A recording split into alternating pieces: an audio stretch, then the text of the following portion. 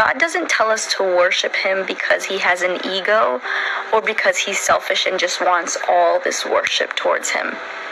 He tells us and urges us to worship him because he's very aware that whatever we worship, that is what we become.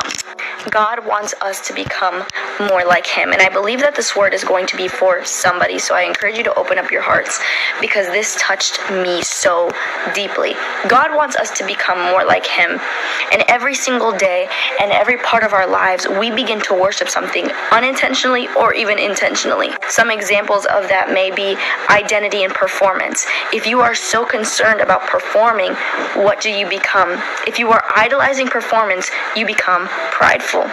If you idolize somebody, you lose yourself in the process trying to reflect, and you become dependent on them, and you become insecure. If you idolize comfort, pleasure, or entertainment, we become spiritually numb. Why? Because we are comfortable with not having the fear of God, with not having reverence for him, with no longer having a need for God. In Psalms 115, it says this, verse 4 through 9, it says, "But their idols are silver and gold made by human hands. They have mouths but cannot speak, eyes but cannot see, ears but cannot hear, noses but cannot smell. They have hands but cannot feel, feet but cannot walk, nor can they utter a sound with their throats. Those who make them will be like them, and so will all who trust in them." The emphasis on those who make them will be like them. So if we begin to make an idol in our lives, whether that's social media, whether that's a person, whether that's performance, whatever it may be, if we begin to make that idol, we become like that idol.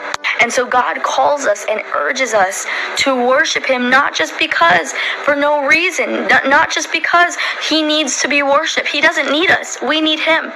He urges us to worship him because he is aware he is the only perfect being.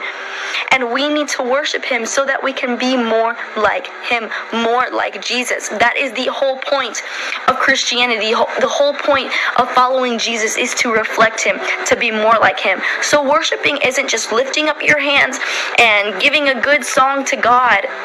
It is literally an alignment and reshaping of your heart towards Jesus, realigning your mind and your heart and your spirit, letting go and surrendering of past unintentional or intentional idols in your life, and realizing that the only one that we need to worship, the only one that brings fulfillment, satisfaction, comfort, knowledge, and wisdom in our lives is through God. So when we worship him, we reflect his nature, his holiness, his love, and his truth, and so on. And I think oftentimes our flesh can so easily shift our understanding of wow, why do I need to do this?